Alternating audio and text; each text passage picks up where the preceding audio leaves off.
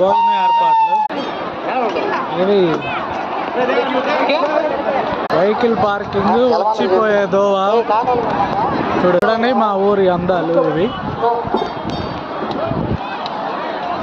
చూస్తున్నారు ధ్వజస్తంభానికి వచ్చినటువంటి వేలాది జనం చుట్టుపక్కల ఊర్ల నుంచి వచ్చి ఉన్నారు. దేనికి అనగా యొక్క ధ్వజస్తంభం ప్రతిష్టకి. చూడండి, ఇదే ఒక ధ్వజస్తంభం ప్రతిష్ట ఇప్పుడే జస్ట్ కంప్లీట్ అయ్యింది సక్సెస్ఫుల్గా.